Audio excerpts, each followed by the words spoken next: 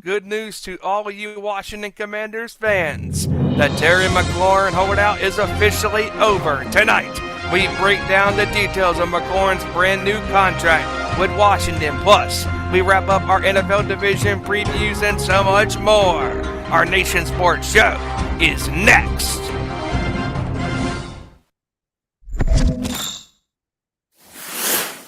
Our Nation Sports Show.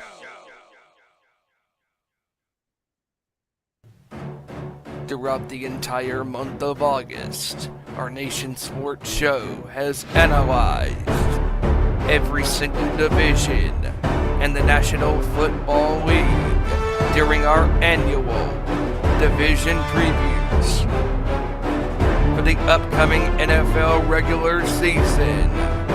Tonight, we finish out our division previews with the final two divisions in the NFC Conference, the NFC East and the NFC West. Next week, we begin our coverage of the regular season.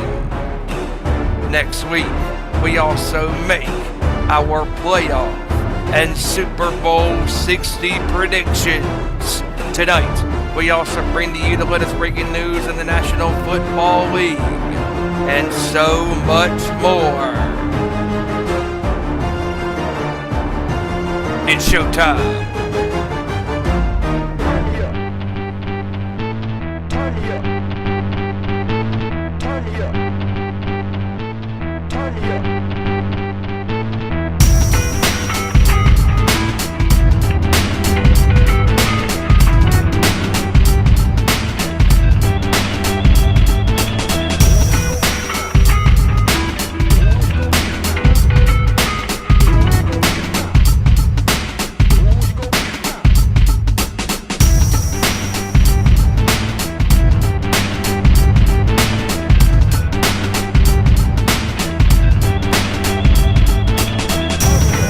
Good up to the court, talking all that is sport, breaking down the latest news, scores, and more.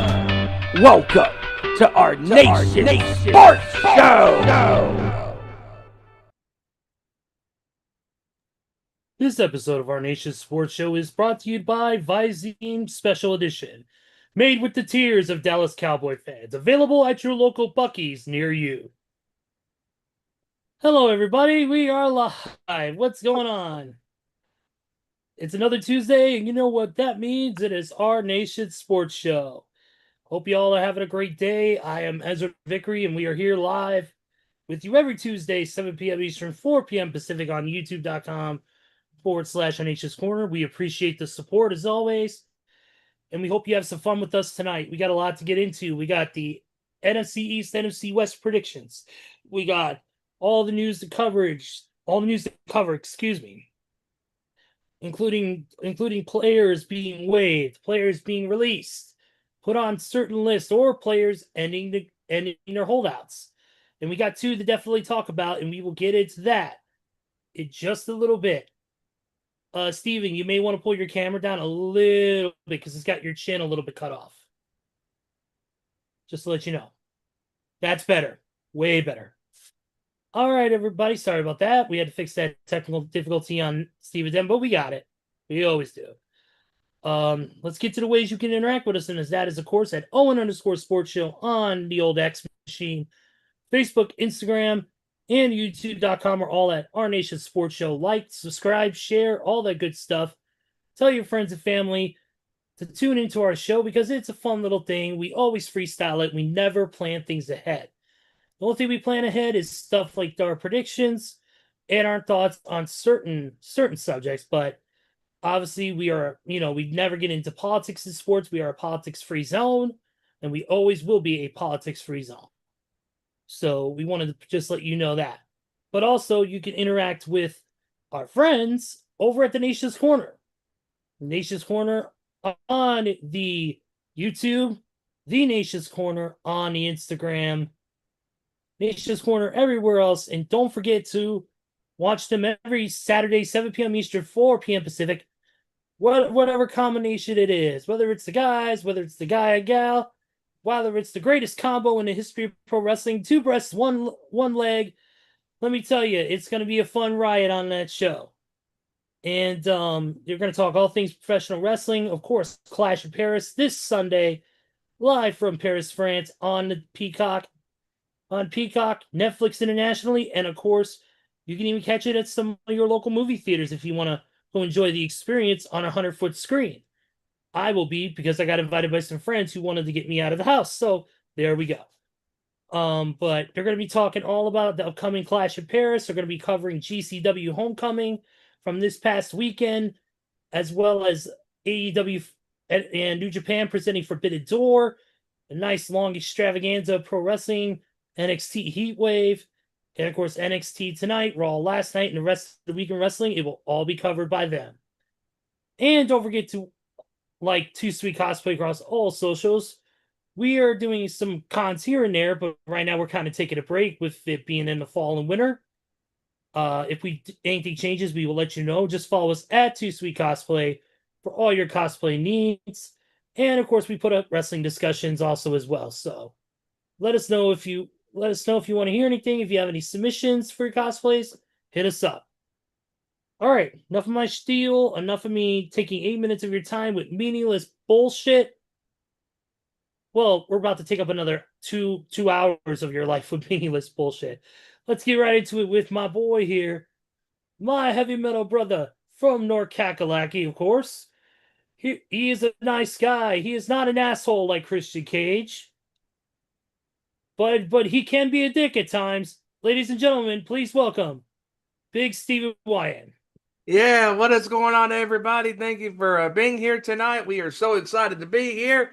And no, I am not a dick at most times. But if you want to turn me into said dick, do not fuck around or you will find out. Just saying. But with that being said, welcome everybody to the latest edition of our Nation Sports Show.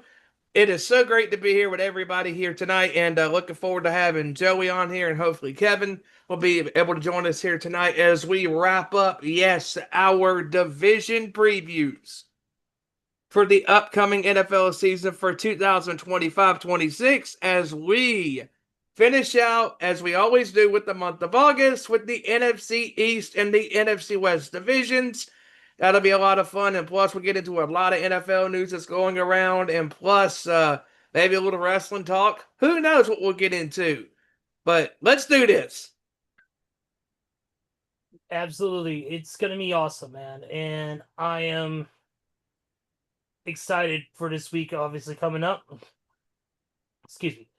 We have, of course, the NFL season officially kicking off, which I'm very excited about. We're going to get into a lot of that talk over the next several months, and it is going to be awesome, and I hope you guys enjoy it as well. And we got a lot to get into, so we're going to go ahead and hit the nail on the head, and that was one of the things you started with, Steven, and that is one of the biggest holdouts in the NFL has officially come to an end, and that is the Terry McLaurin situation in Washington. It was announced yesterday that Terry McLaurin has now signed a brand new 3-year contract extension that could be worth up to that is worth up to $96 million total, and he got a $30 million signing bonus, so he will suit up for Game 1 for the Commanders. Steven, what are your thoughts on this deal? Obviously, we're all excited. We're happy for McLaurin to get that deal, and for Commanders fans, because he's one of the key pegs to their success. So I want to get your thoughts on this. I mean, Scary Terry, deserves every penny that's coming his way. This guy put up some incredible numbers last year with Jaden Daniels in his first professional season as a professional quarterback in the NFL. And Terry McLaurin finally had a quarterback that he could trust and that he could rely on. And what was amazing about the chemistry with Terry and Jaden is that they developed an instant chemistry from the opening get-go when the season started off last year, especially in that game on Monday Night Football against Cincinnati on the road. And I think that was the slow, founding, building an empire, so to speak. And that right there was building that trust and that connection that, hey, if I throw the ball your direction, you're going to be in that vicinity to catch the ball. And just McLaurin and Daniels over the season last year developed such a great chemistry that it was instant connection at all times. And just a great route runner he is. And Joey has pointed out numerous times on this show that Terry has put up great numbers with mediocre quarterbacks, but finally he has a quarterback that can throw to him. And what's also going to be very interesting to see how this unfolds throughout the entire year is how much of studying on the film is going to come into play.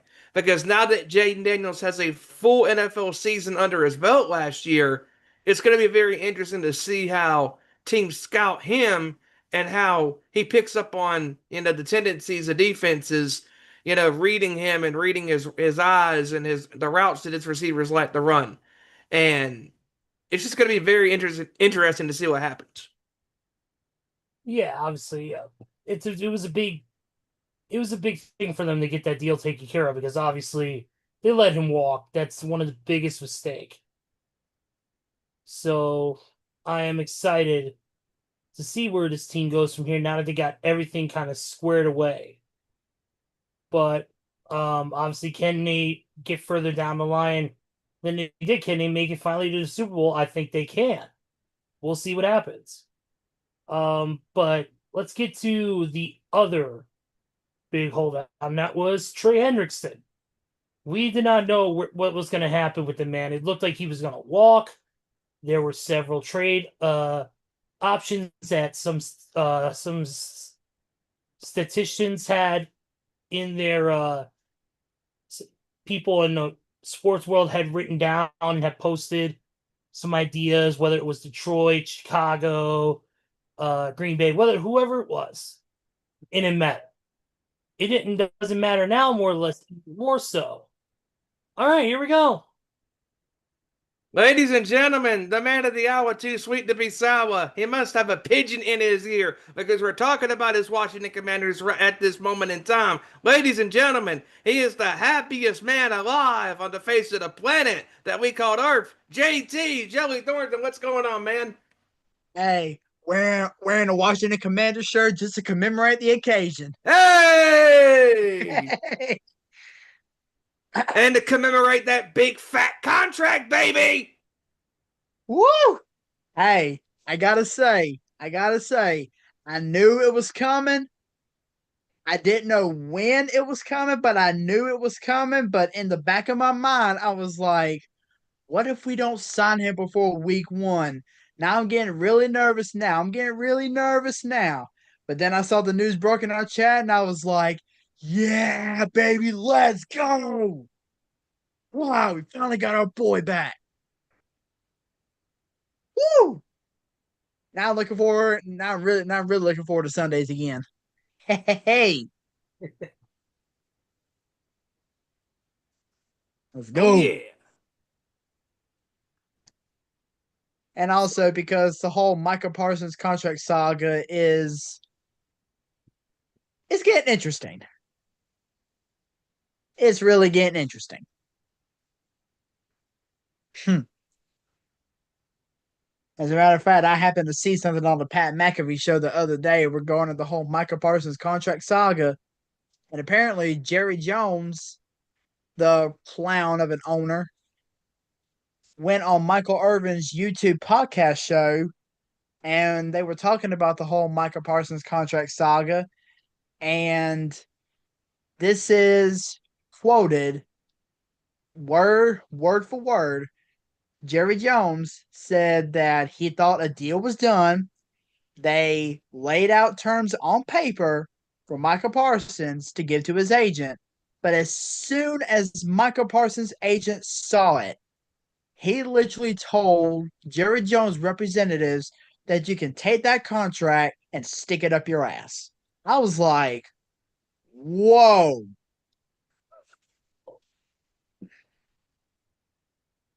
I was like, wow. And that was literally said word for word.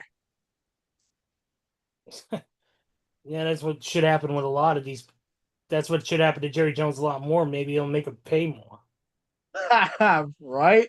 And apparently, the contract that was supposedly laid out was the highest paid contract for a non quarterback, even bigger than TJ Watts. And Michael Parsons was like, or his agent was like, nope, Come on, man. we don't want it. If you got a contract that's got a hell of a lot of zeros behind it, take it if it's more money than TJ Watts. But that lets you know that Michael Parsons does not want to be in Dallas anymore. He's Oh, done. he wants out. That's why he laid on a fucking medical table. For real. What's he gonna do? Fake an injury? No, he was literally tired of Jerry Jones's shit, so he wanted to prove it. Yeah, he literally fell asleep on the trainer's table on the field. Well, I'd be tired too if I had to put up with that crap. Yeah. Hmm. Yeah, and we were just getting right into the whole Trey Hendrickson situation. We hadn't disclosed the details yet of the contract because we just started talking about it. But obviously, Trey Hendrickson, he's been looking for a new contract or whatever because this is his last season as of this point with the Bengals. But instead of getting a new contract, he got a raise, $14 million to increase his salary to $30 million for the rest of this year. But he still is still an unrestricted free agent at the end of the season.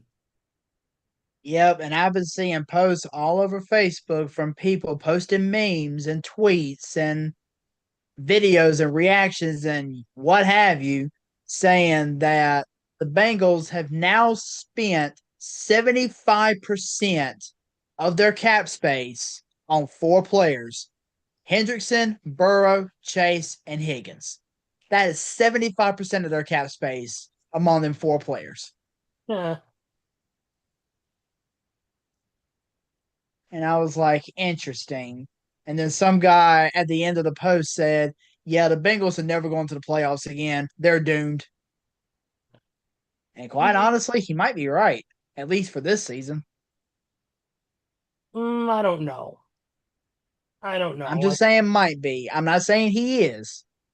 I think the Bengals still got a pretty damn good shot of getting to the playoffs. I think they really do. I think they do too. They locked down a lot of their key players and made sure that they did stick around, even if it's just to the end of this season or going forward. And that's what you're supposed to do. And Bengals did the right thing by getting Trey Hendrickson a little bit of a boost in pay and by signing everybody else to long-term deals. So that's outside of course, getting your new blood in free agency, in the draft, getting, players in free agency, obviously. But you also want to lock down your stars, your main players, and that's exactly what they did. Oh, yeah, for sure. Yeah, and that's what a lot of teams, want to do if they have the cap space, of course. But yeah, I'm glad that the Henderson and the McLaurin situations are done, put aside. Obviously, we could talk about the Micah Parsons situation forever. That's a bit of a shit show. But I don't want to get into that because it'll just be turned into a 45-minute Cowboys bashing. Yeah, because quite honestly, NFL teams linking their superstars to some sort of contract is definitely a win, because obviously, if you have a superstar on your team, you're going to want to extend them as many years as you possibly can. But even if you just do a 1 year, like you just said, Ezra, that is a win on its own, because you got to make sure you stay focused on the season coming up, because that's when it's going to determine what sort of contracts are going to be offered come next offseason. And that's true too, because like when you think about it, because we pointed out on this broadcast several weeks ago that Scary Terry, was holding out, not getting the numbers that he wanted, and we were, asking the question that, okay, if a contract was not reached before this season started, was this going to, get the team off track? And because that has happened at times, with teams when contracts are coming up and they're trying to get, the numbers down and stuff like that. And normally, you see stuff like that happen and teams get taken off their tracks. But no, they were able to come to terms on an agreement with a contract, and I'm very happy for McLaurin. It's very good numbers for him. He deserves every single penny that he's being paid. And as far as the Bengals are concerned, anytime you can get a raise or an extension on your player, that right there gives them at least a bit of confidence that you can reach a full agreement down the line, because at least that keeps him for another year or so. Oh yeah, absolutely. Because Cincinnati needs all of the help that they can get. Because if Trey Hendrickson was to leave and go to a different team, that right there would be the end of their defense, because their defense cannot defend really anybody. Their offense can score with the best of them, but their defense, not so much. Yeah. And one of the I was gonna say that when it comes down to like I said, we can mention this whole Mike Parsons situation for an hour and just be Cowboys bashing. By the way, Joey, did you hear my intro piece as I was we were coming in from the actual intro? No. I said that this show is sponsored by a special edition Visine made from the tears of Cowboys fans, available at your local Buc-ee's near you.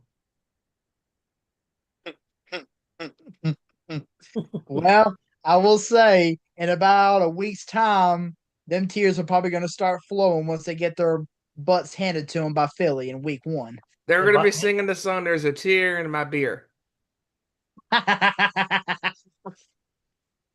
And I'm crying again this year. Yeah. I mean, Jerry Jones said it himself with the Cowboys Netflix documentary series. It's a daily, soap opera. Yes, it is. So is pro wrestling. So the fuck what? And you know something? It's funny because who would have thought that Taylor Swift would get a ring before Dallas ever would? Real quick, we're not going to spend a lot of time on this. Congratulations to Taylor Swift and Travis Kelce. Yeah. I mean, obviously we're not going to spend a lot of time on it, but who would have thought that Taylor Swift would get a ring first before Dallas? Ha! Yeah. I have no comment. I usually have something sassy to say, but no. The Cowboys have not experienced any rings in their lives unless it was at weddings. The Cowboys fans have not experienced any rings unless it was them getting married or engaged, or their family members getting engaged or married or whatever. But the Cowboys football team hasn't experienced that in over 30 years now. Yeah, at this point, will be 30 Dallas years. Fans, at this point, Dallas fans may just want to start looking at the Lombardi Trophy and singing, "We are never ever getting back together."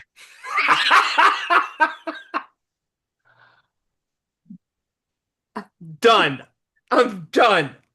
I'm done. Look what you made me do.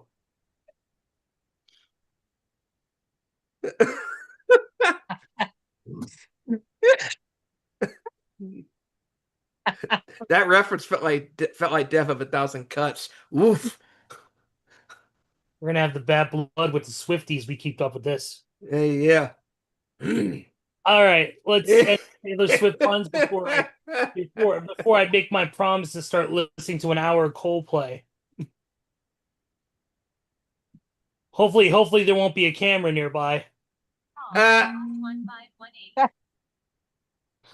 Wow, that was good. You gotta admit that was pretty good. Yeah. I do want to take a little bit of a left turn and talk about something cool, and it's nothing to do with sports.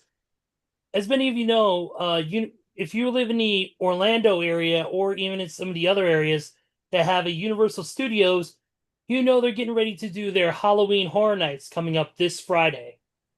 One of the attractions is called The Horrors of the Wyatt Six.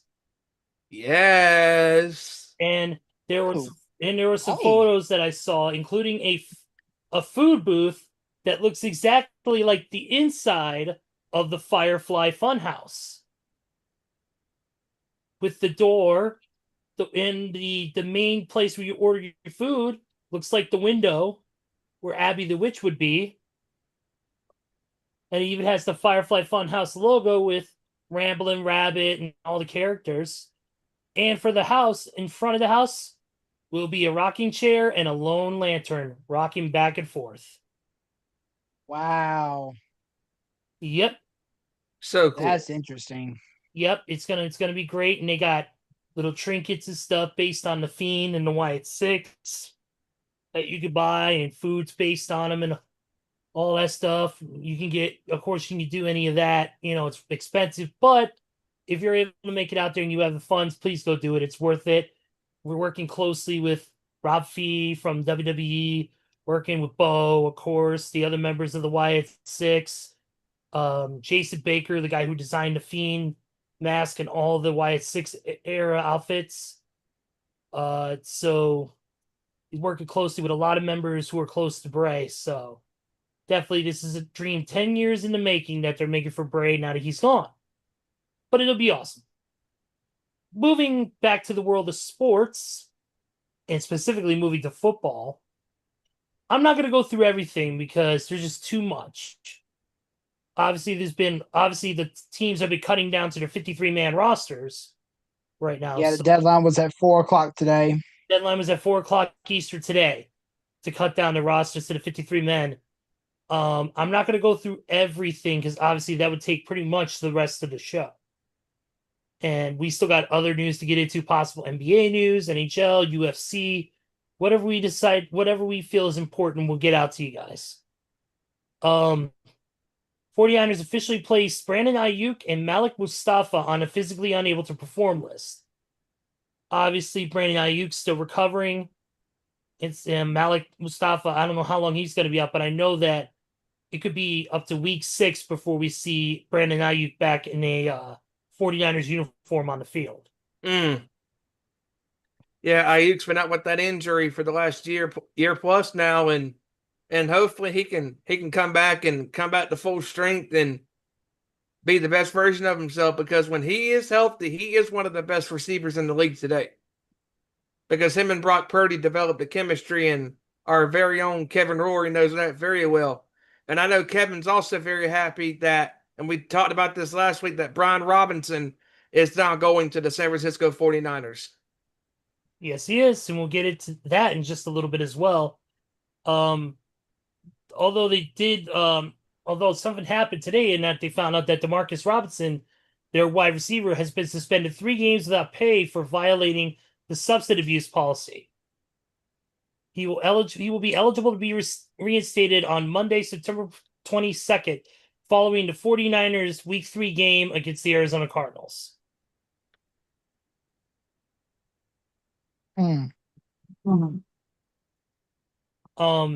The ever so wonderful Cleveland Browns have named Dylan Gabriel their number 2 quarterback. And of course, this was after Kenny Pickett got traded. For the second time this year. Yes, and tell us where he got traded from. He got traded to the Las Vegas Raiders. Yes, he did. Speaking of the Raiders, getting into that real quick, the Raiders have signed to a 1-year deal the returning Amari Cooper. Very cool. Very cool. But Amari Cooper put up some good numbers when he was wearing that black and silver. Black and silver, yeah. The Saints have named Spencer Rattler their starting quarterback. Who the fuck is this guy? This guy came in when Derek Carr's crippled ass couldn't keep performing because he kept getting injured. Yeah, now you see why I said 2-15 last week. Jesus. I mean, they're going to turn into the Aints before the season even starts. What are you talking about, Steven? They're already the Aints. Yeah, because they ain't coming back. Yeah, and they ain't going to see 3 wins this season. Mark my words. If they do, you're buying Steven a Pepsi. All he wants is a Pepsi. What am I talking about? He wouldn't give me a Pepsi. Ha ha! I was waiting on that. Texans are releasing veteran safety Jalen Mills.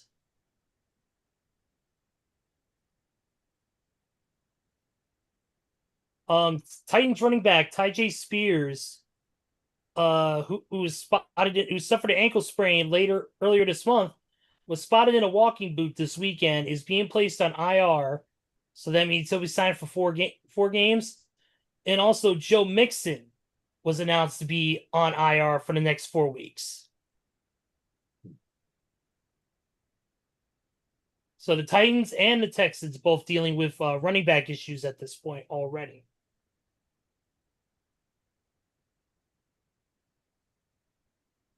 The Commanders got rid of veteran wide receiver KJ Osborne today. Which was the move I kind of saw coming, especially with the explosiveness that we've seen from our fourth round rookie Jalen Lane so far. I had a feeling that KJ Osborne was going to get cut because I mean you got Scary Terry, you got Debo, you got Noah Brown, you got Luke McCaffrey, and now you got Jalen Lane. So that's 5 receivers right there. And one thing that is very noteworthy when it comes to this McLaurin deal is now that he is the true definitive number 1 guy. That right there puts a lot of pressure off of Debo because Debo in San Francisco, for sure. Debo can now be a number 2, and he can also be a dual threat because he can also take the ball and run. And hell, different times where he's thrown the ball. Yep.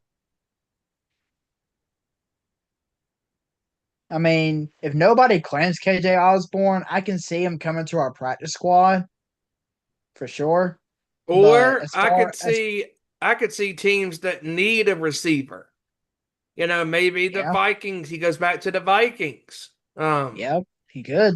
Maybe especially since talks are heating up between the Vikings and the Panthers for Adam Thielen going back to Minnesota. Yep. And you know Thielen needs to get out of the hell that is the Charlotte's Carolina Panthers because that team ain't going nowhere. I mean, Adam Thielen is a talent and he's being wasted.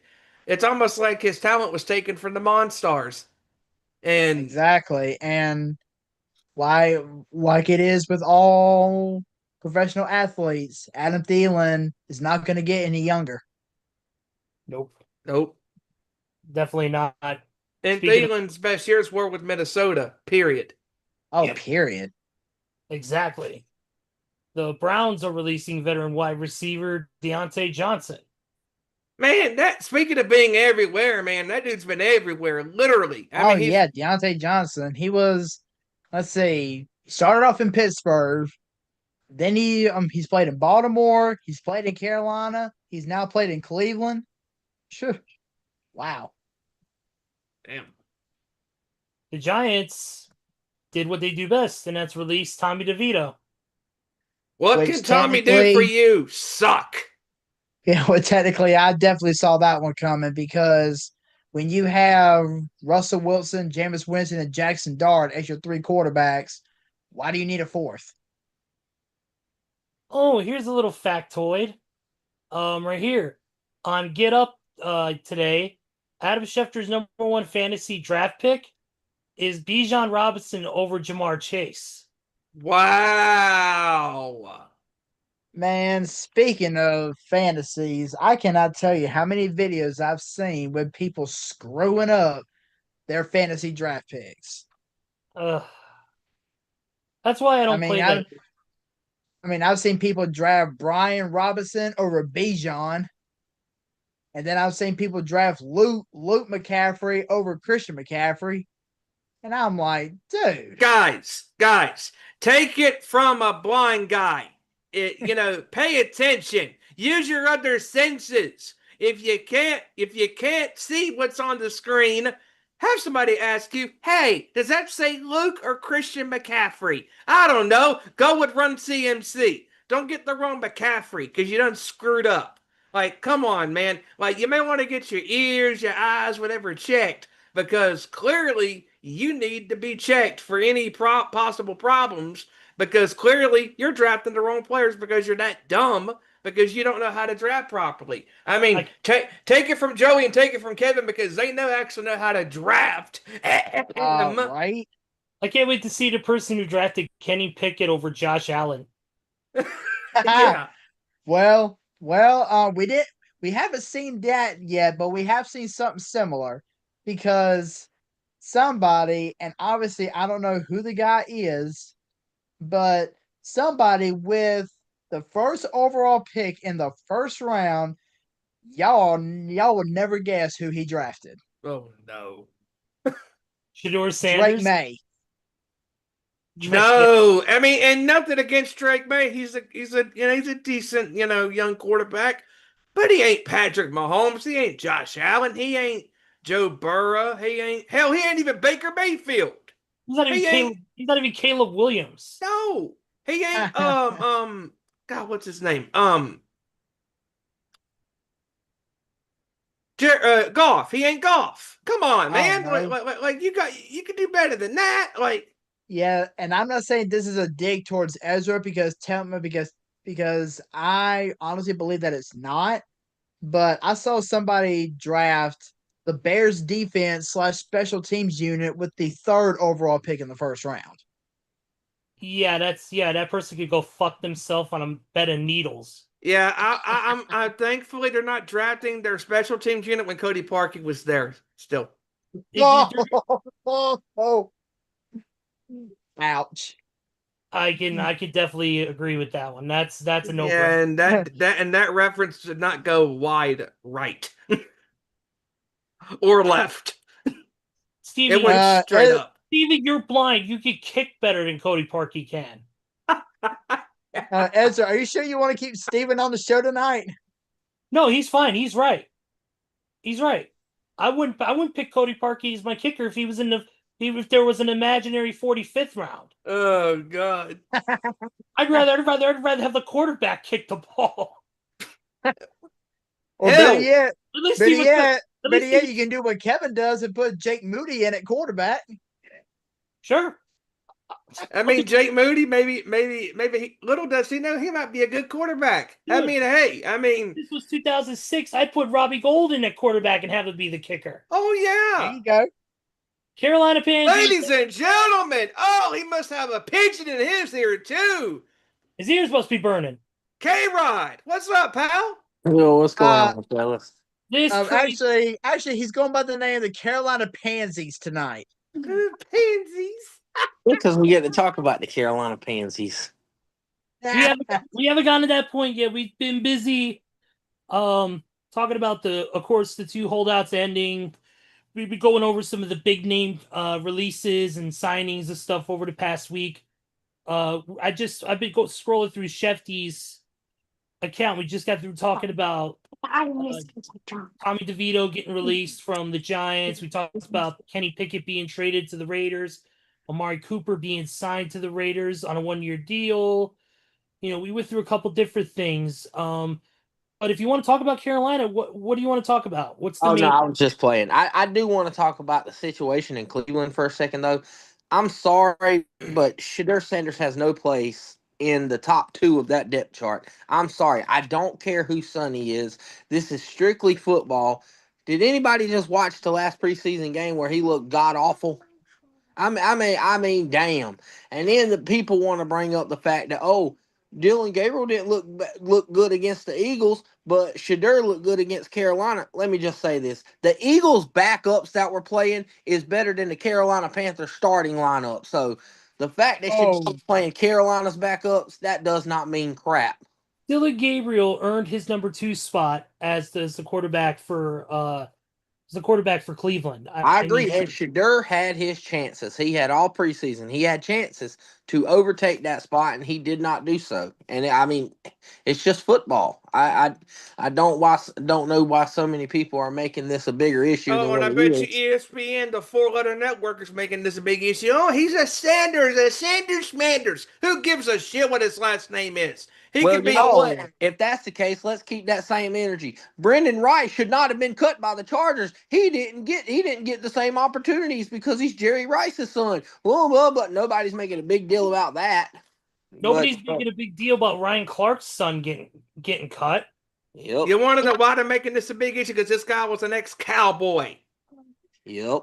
That's why. Because it fits their fucking narrative. That's why. Yeah, it fits their it fits their barometer. And I was going there. I will say though, there is a player with the last name of Sanders who is currently Don't be not such a on the millennial, team, and that of Steven. course is Shiloh Sanders. Because he got cut by Tampa Bay because he punched a guy. Yup. Well, he deserved that because he's a fucking moron. Yeah, Yeah, you for go out real. there fighting, and you're trying to fight your way on a team, and you end up, instead of fighting for your own like roster spot, you're fighting another team's player. Yeah, your head's in the wrong place, dude. And For also, real. I want to take one moment here, and I want to send our prayers and well wishes to the wrestler named Psycho Stu. He was the one who unfortunately got knocked out really bad in what was supposed to be a worked pro wrestling segment that went totally wrong. Roger Jackson, the son of Quentin Rampage Jackson, was supposed to be involved in the segment, and he went off script and beat the living hell out of this guy who is a war veteran who actually wrestles to help combat his PTSD that he suffers from being in combat. So right now he's in the hospital. He is awake and conscious and talking. Thank God. GoFundMe Thank has been goodness. set up. It has almost hit the goal of $110,000. Many Wow. wrestlers have donated to it, including Chris Jericho, Steve Macklin, even Christoph Porzingis. Wow. $500 to the GoFundMe. Nice. And Mr. Beast, if you guys know who Mr. Beast is, the famous Oh yeah, Mr. Beast, the guy who throws out money for a living. Yep, and he gave a $10,000 donation. Good for him. Wow, good for him. And this guy, they almost hit the goal of $110,000 to take care of his medical bills and to allow him to live comfortably while he's currently out and not able to wrestle. So we definitely send our prayers. We don't want to get into this conversation as we don't know everything. We don't know all the facts. It's pretty much speculation. It's pretty much what the video clips show. We don't know what happened.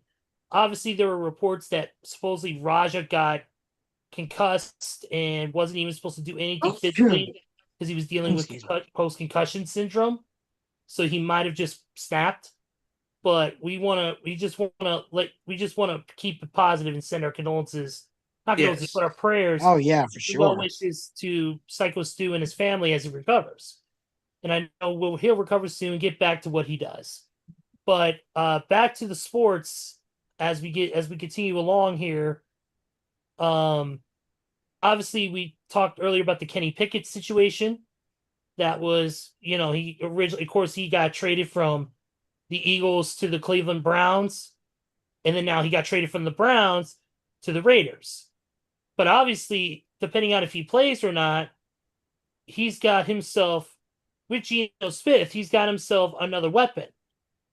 And that is, like I said, the signing of Amari Cooper to a 1-year deal. And now Geno Smith has all that pressure on him.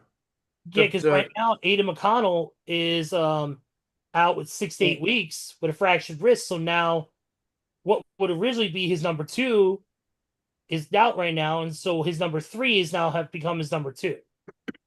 Yep. Crazy week. I'm going to tell you that now. Yes, it is. Obviously, Kevin, you got any thoughts on the Trey Hendrickson or the Terry McLaurin? Yeah, Terry McLaurin stuff? Yeah, it's about time for both of those. And I like how the Bengals basically handled the Hendrickson situation. Like, if you don't plan on paying them long term, at least get them back in the building for this year. Like, let's take a crack at it. And that's basically what both of those parties committed to. Like, they basically said, look, we don't really got the funds to sign you long term, but we got the funds this year. So how about we pay you a pay raise this year to come play this last year for us, and then we'll let you test the market this summer.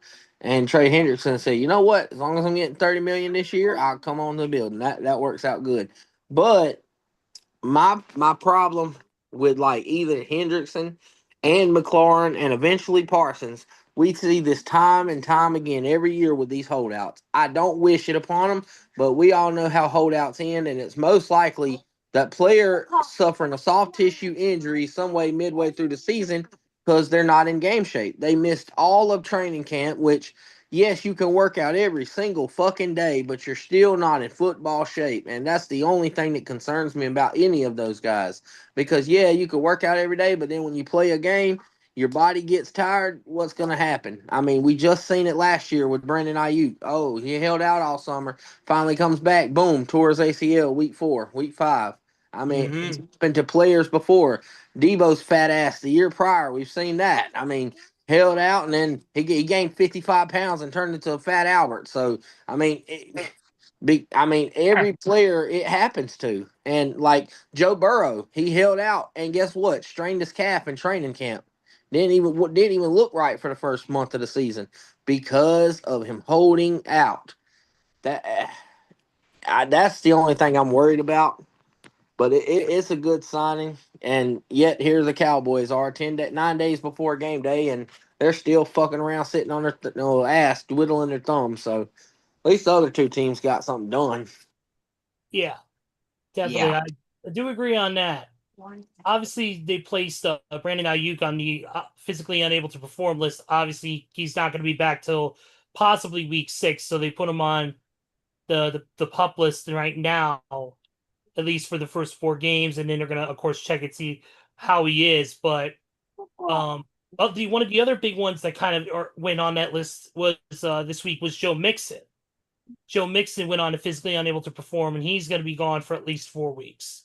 So that's a little bit of a blow to the Texans. But they also still have some pretty good. They got Nick Chubb back there, and and so many other players on that team. But him being gone those first 4 games, and who knows how long after that.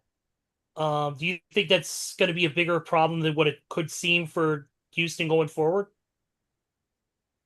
It could be, but then I look at their division and see they got the Colts and the Titans in their division, so it kind of makes you breathe a sigh of relief. But Titans just lost one of their running backs too. They just went. Tajay Spears. Yeah, Tajay Spears went on physically unable to perform. Yep.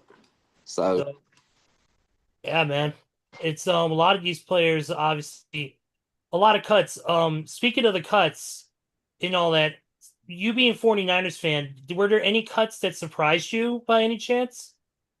Well, I mean, I could say yes, but we did cut our punter that we just acquired in the offseason, but someone said they're bringing him back because of obviously, I mean, they need a punter. They just had to make roster moves. But Yeah. other than that, I think maybe Tariq Owens being cut, the son of Terrell Owens, kind of surprised me because he played good this preseason. But I also heard a lot of those guys are coming back on the practice squad. Obviously, you're keeping so many receivers, but you got to have so many other receivers to be able to, fill in. Like, look at the receivers hurt. Rookie Jordan Watkins out with a high ankle sprain. He's going to be on the 53, but he's on the IR right now. Brandon Ayuk will be back week 6. DeMarcus Robinson, 3-game suspension. DeJuan Jennings hurt with his calf.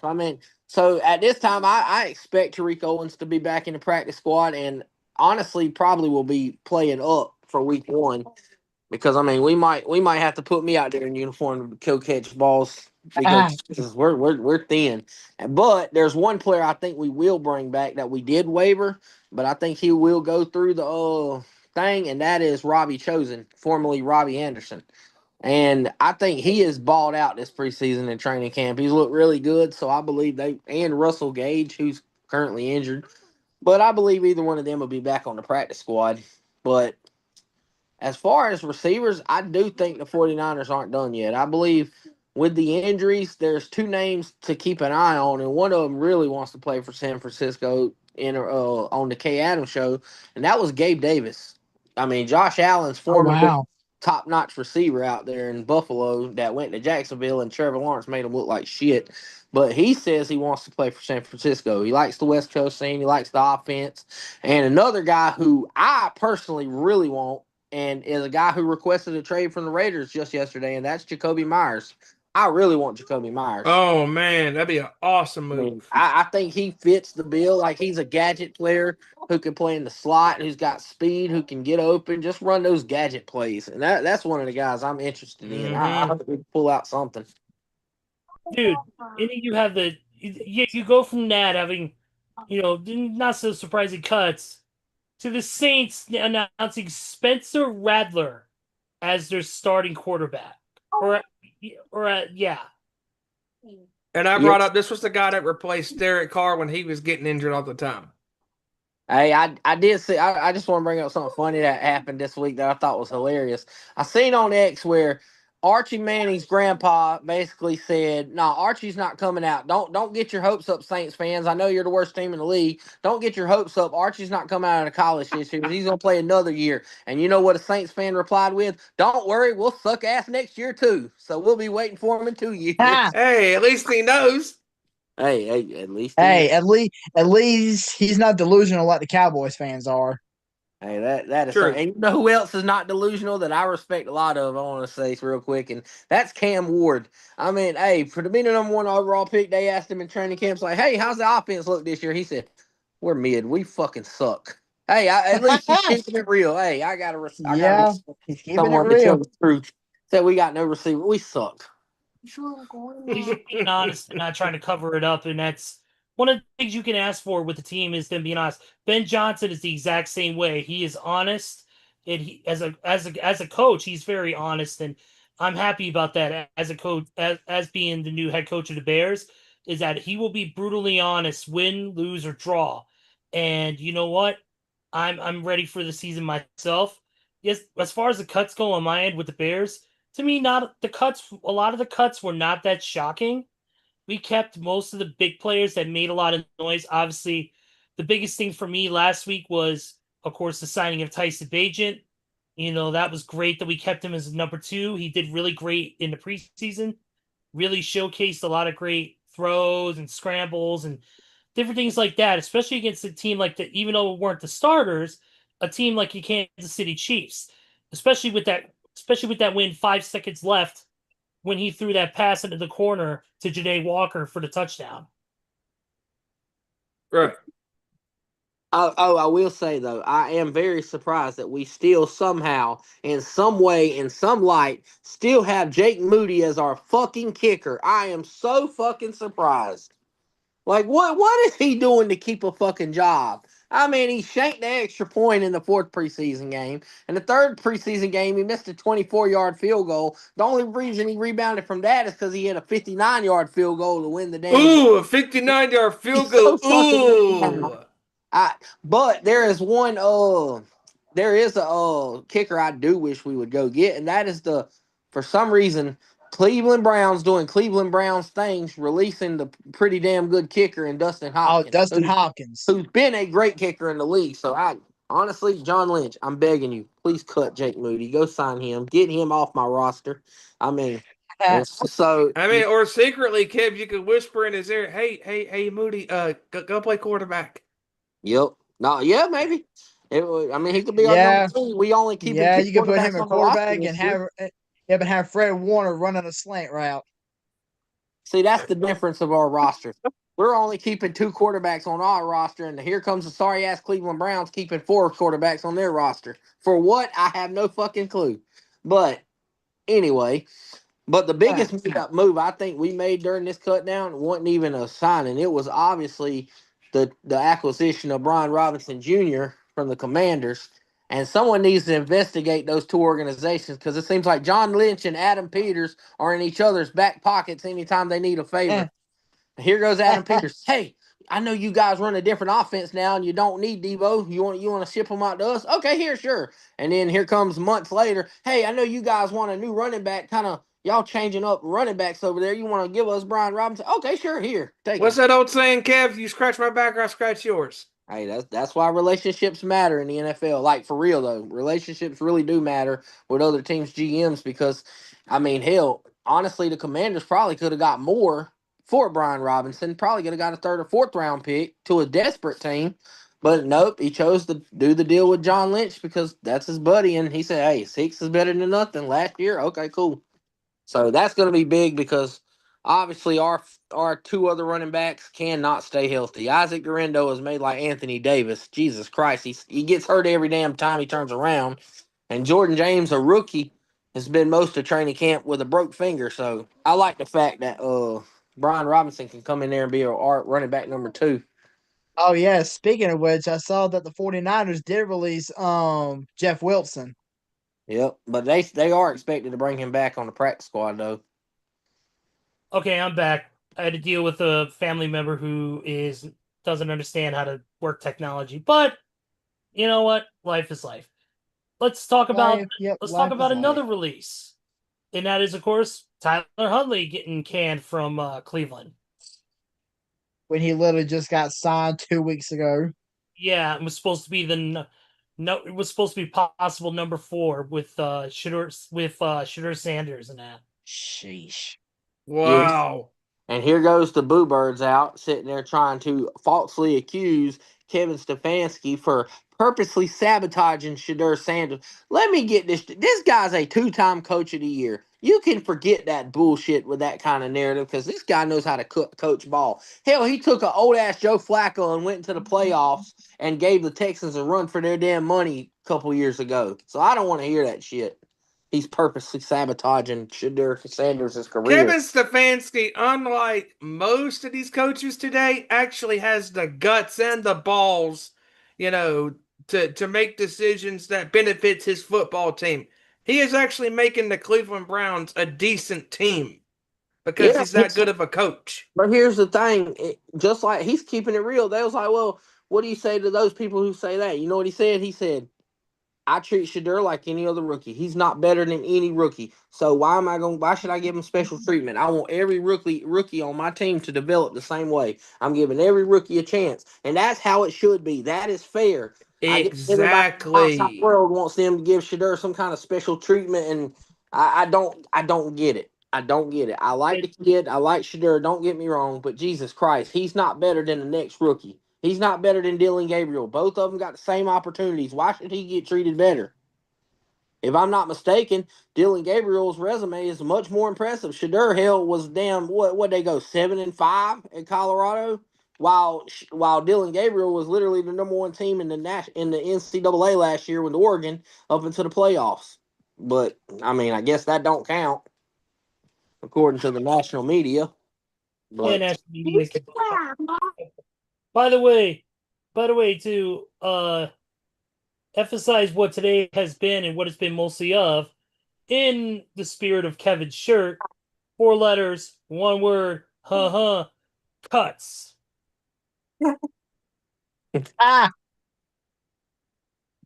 Yes. Of course, I saw that our friend Kevin here is wearing the Yeet t-shirt. Who will be competing Sunday in a 4-way match for the WWE title, for the World Heavyweight title, but that's for another show. Let's talk about the Vikings because they made some moves. Obviously, they got rid of Sam Howell, sent him to the Philadelphia Eagles, where Sam will join Tanner McKee and, of course, Jalen Hurts. But in the process, they signed Carson Wentz. Get rid of one trash quarterback, and then what do? You sign a trashier quarterback. You get rid of one trash can, you bring another trash can up to your door. Oh my Go God. figure. Carson Wentz has not been the same since his first year with the Philadelphia Eagles. Speaking of trash cans, I saw somebody put a meme video on Facebook saying how it was a scary moment when Isaiah Pacheco ran into Dak Prescott on the sideline, but it was a shot of Pacheco running into a trash can. The other day, Micah Parsons arrived at AT&T Stadium.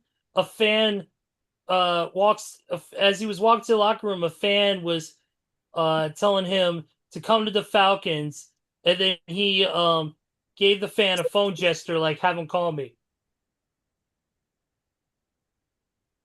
I just will. Yeah. Let's talk about this. And that is that the 49ers getting Brian Robinson officially. Yep. Man, that's a good pick for you guys. That is a good pickup. I'm telling you.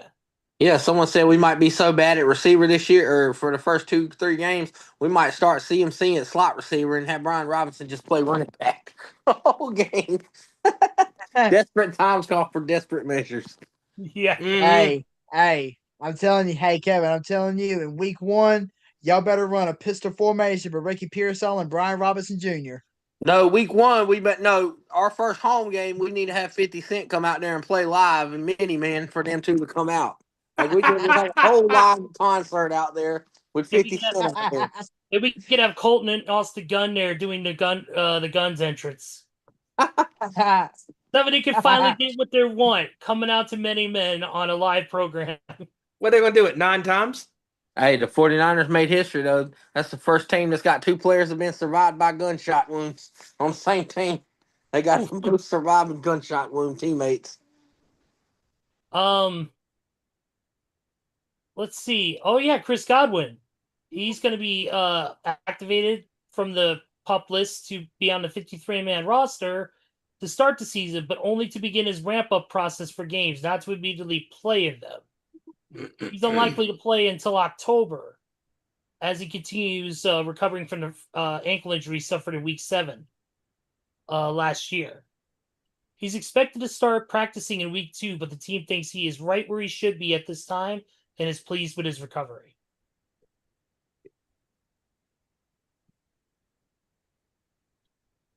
And then one story, fine... stick to it. What's up? I'm gonna say that's their story. Stick to it. Exactly. Thank you, Colin Ray. You forget I'm a country music aficionado as much as I'm a metal and hard rock. You can't get me on that shit. Sorry about your damn luck. And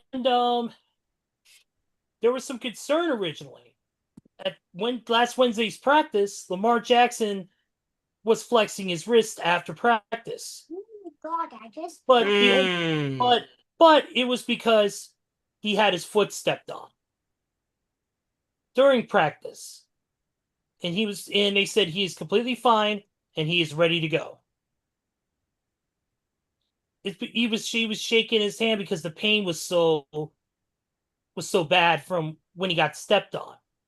But they checked him out and everything's all good. So he's ready to roll for to start week 1. So no issues there. Well, if I say Lamar Jackson ever does get hurt at some point, then my fantasy football team is screwed. We need him out for 1 week just to see how bad your fantasy football collapses. Well, it probably won't collapse too bad because I got Derrick Henry, Terry McLaurin, Amon St. Brown. Kevin would be the Bo winner. Bo Nix as my backup. Kevin would be the winner by fucking default. Kevin knows how to play fantasy just as well as he knows how to play Madden. Oh yeah, he makes Jake Moody look like the greatest thing since sliced bread. No, but Madden needs to fix their damn game.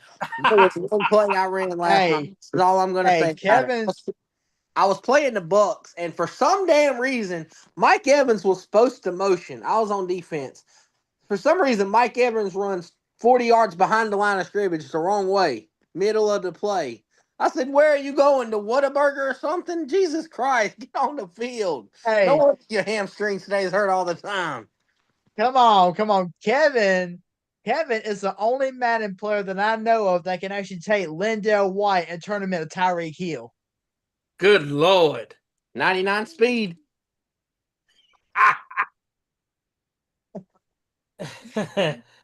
It's before we get to our predictions, I do want to throw out a couple of news notes from the world of the NBA. And the biggest one is that Malik Beasley has officially been cleared of any wrongdoing from the federal gambling investigation conducted by the Eastern District of New York. So now this potentially reopens free agency for him as one of the NBA's top shooters. Which is huge for him. Yeah. Also, too, Max Struss suffered a underwent surgery to repair a Jones fracture in his left foot sustained during a recent off-season workout. Of course, he's the Cleveland Cavaliers guard, and he will miss approximately 3 to 4 months. Oof. Let's see. I saw something on Twitter. I think it was Tyrese, and of course, what does Tyrese love to talk about more than the world of basketball? Wrestling. Specifically WWE. Oh yeah. Yep. He talked about on the Impulsive podcast with, of course, Logan Paul. He speaks on dealing with people dismissive of pro wrestling scripted nature. And I quote, I get in debates with people all the time. I'm like, I'm going to SummerSlam. They're like, you watch that shit? Yeah, motherfucker. You watch movies, don't you? You think Spider-Man real? He ain't coming to save you, bro. You've been to a musical Doink. before? People go out there and they have to perform, and if they fuck up, everybody's going to see it and laugh. That's the same thing here, except these guys are putting their bodies through fucking everything. Doink. All I could say is, amen, Ty Halliburton. Yeah. And I predict the Pacers will win the NBA title next year. Go. All right. Well, I don't know. I mean, Halliburton's going to be out the whole season, remember? I know. I'm just saying that because he stood up for pro wrestling. Let's go. Yeah. Yeah. Obviously, we could talk about the major leagues. Obviously, Braves suck. Sox suck. Cubs have been doing Next sport. Cubs have been doing pretty well. Still doing pretty badass things. So I'm not complaining at all. But let's get right to it. Let's get into the prediction, and we're doing our final one, which is, of course, the AFC East, or no, is it the NFC East, right, Steven? Yep. The NFC East, NFC and West. NFC West. NFC West. Thank you. Because my brain is all over the place, and I wouldn't have fucking remembered if my life depended on it. I'm trying to go through I'm going through 3 Twitter accounts and 4 tabs, and it's chaos, so brain's all messed up. Then again, I talk to you to trolls every week, so I blame you. But let's get into the NFC East, and obviously we're going to go down to teams: the Commanders, the Eagles, the Giants, and the Cowboys. And you know what? This is going to be funny. This is going to be hysterical. Kevin, kick us off. Okay, so the NFC East, it's going to be a pretty tough division. Obviously, got the reigning Super Bowl champions, and last place, obviously, is Big Blue, the Giants. But I don't think this is the Giants team of old. I think they show a lot of improvement. Just watching the preseason, I'm very impressed with Jackson Dart. He might be the best quarterback in the class. He could be. If Cam Ward doesn't ball out, yeah, Jackson Dart might be it. And he might bench Russell Wilson very quickly because he has put up some very impressive games. And I'm very impressed with the Giants defensively this offseason. I mean, you go out there and get, obviously, Brian Burns still. That defensive line is that's a problem. They're gonna be hunting quarterbacks left and right. And then you go Yes, sign. don't forget they drafted Abdul Carter too. Yeah, you drafted Abdul Carter, who is considered by many Michael Parsons 2.0, Penn State, number 11, everything just like Michael Parsons. So you got Carter, Brian Burns, Dexter Lawrence still there. You signed Javon Holland in free agency. You got an all-pro safety. I mean, their defense is going to fly around. So with that being said, I can see the Giants winning 6 or 7 games. I believe they're going to be that good. And I've actually got them upsetting both Philadelphia and Washington at the end of the season because I think Jackson Dart starts playing very good toward the end, and you know how division games go. So I think they're going to actually have some upsets at the end. But I think they struggle to start with. Obviously, they're going to play some tough games. I mean, obviously, they're going to start Russell Wilson, and you know how that goes. Giants country, let's ride. There ain't going to be no riding. So I think while Russell is there, they're going to struggle. But I think they start catching fire at the end. I mean, not going to push for the playoffs, but I believe they start catching fire and win a couple, 2 or 3 games back to back to back, and they get something going. I mean, you still got a true number one in Malik Neighbors. I mean, you got Tyrone Tracy. I mean, you got Cam Scatterbo coming out. I mean, that looks pretty decent on paper, but that division's so tough. That's why I say give me 6 wins. I'm gonna say 6 wins for the Giants. Third, I'm going America's team. The team everyone loves to clown, the Cowboys. I just know Michael Parsons. I don't see a resolution for this contract dispute, and as long as there's no resolution for this dispute, your best player's not going to be on the field. So you're opening up against Philly. Yeah, good fucking luck. So I got the Cowboys. I got the Cowboys in third. They're not gonna win many games without Michael Parsons. Let's just say that. I don't care about CD Lamb, CD Ball, CD other receiver, George Pickens, because they're not going to CDW column as long as Michael Parsons is sitting on the bench and holding out and eating burritos and sleeping on the trainer's table. I think I'm gonna say the Cowboys go. I'm gonna say they go 9-8. They're slightly mid. I mean, because yeah, you got George Pickens, whoopee fucking do, but guess what? You failed to address your 2 biggest concerns: running the football and stopping the run, which you did neither. I mean, you got to beat up Javonte Williams as running back. You draft Jaden Blue from Texas. I mean, who people say he already don't like to be disciplined anyway. He don't have no kind of discipline or anything. So, and then you don't go fix your linebackers. You get no linebackers to stop the run. So, yeah, that team's going to be mid at best, 9 games. And that's being nice. That's if Dak Prescott and CeeDee Lamb stay healthy. They win 9 games. And I don't know who the hell this jabroni is coaching. Schottenheimer, the last time we seen this scrub, he was in Seattle in 2020 getting his brains blew out in that last game by the 49ers when we ran right through that offense. And here's also another key factor. He did not call not one single play as the OC last year for the Cowboys. That's your head coach. Yep. That tells you all you need to know. And so Jerry's gonna have another mess on his hands. Now, in second, I got the Commanders. I'm gonna say I think they're gonna win 10 games. I think they go 10-7. And that's only because I think their schedule is a lot harder this year.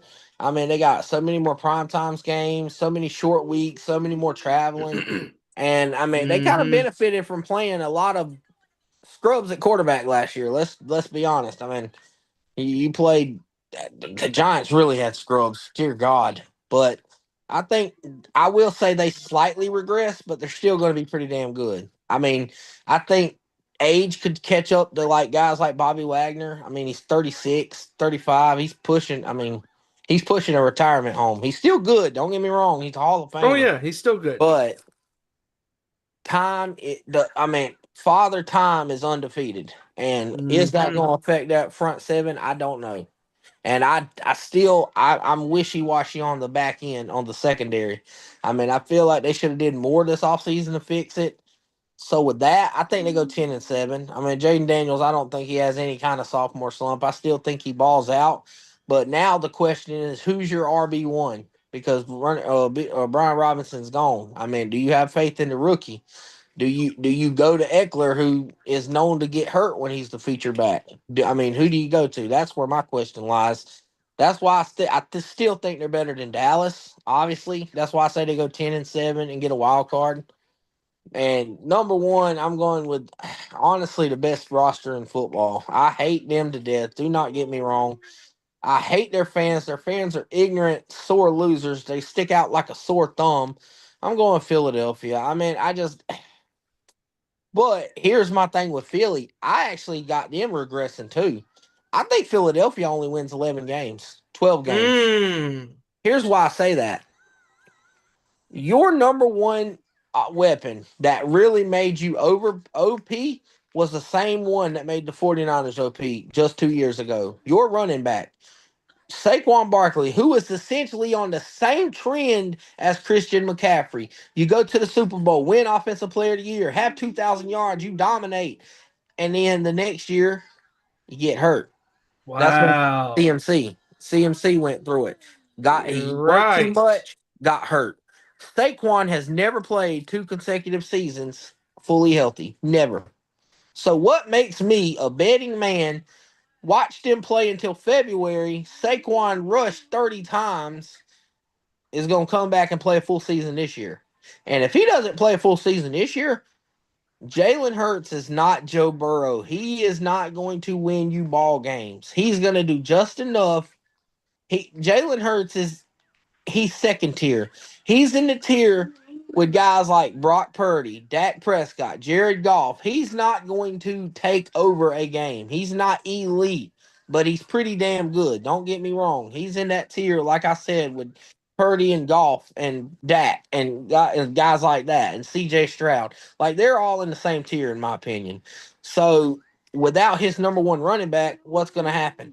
I mean, you got AJ obviously to throw to, but then I'm worried about the defense. I mean, are they going to regress? They had a lot of key losses in the offseason on the edge, but I know Vic Fangio's pretty fucking good, so I don't worry. I worry more about the offense than I worry about the defense because I worry more about Saquon's health. And with that being said, I think the Eagles get a number 2 or number 3 seed in the NFC, and they win 12 games. I'm gonna say 12. I'll give them 12. They go 12-5. Okay. Okay. That's interesting you point that out, Kev, because you're technically right when it comes to the NFC East, when it comes to Saquon Barkley, because even when he was with the Giants, Barkley had that one really good year. Then what happened the next year? Injured. Him and CMC are the opposite colors of each other. They're the same damn running back, essentially. Like, they're fucking dual threat to hell and dominant, but they stay healthy? Health is their number one nemesis. Both of them. I definitely agree on that. For the NFC East, for me, I'm kind of going with the same order, maybe some different records. I'm definitely going with the Giants in last place, but that's not because they're a horrible team. Like you said, there's been some flashes of greatness and improvement, especially during the preseason. And I think that they've had some of the right tools put into place. It just needs a few more screws tightened, a few more adjustments made. Once they do that, they could be a powerhouse team in the future, that's for sure. They washed the stink off of some of the worst seasons that they had kind of off of them. They're going to do decent, but obviously I'm not seeing them, shocking the world by any means. I have them at same record, 6-11. I am about that. They're going to get some good wins, but they're also going to lose some big ones because obviously there's going to be some better teams that are going to come in and take them down. But third, Cowboys. I'm going to have them at 8-9. Ooh. And that's only because I feel like with the Micah Parsons situation being a complete distraction, with the team not being fully, complete, realized, and those focus areas not being completed and looked at, that's what's going to be the detrimental key to the Cowboys' downfall.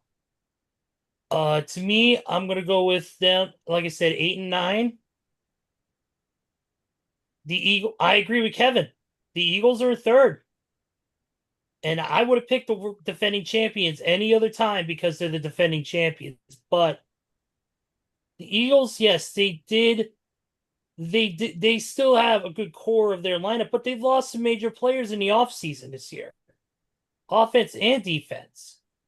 And to me, yes, they put some of those parts in, some good replacements, but it's not going to be the same team as it was last year by any stretch. And injuries, like you said, injuries are going to be the key. Can Jalen Hurts stay healthy? Can Saquon stay healthy? Those are going to be the big questions. So for me, they're going to be,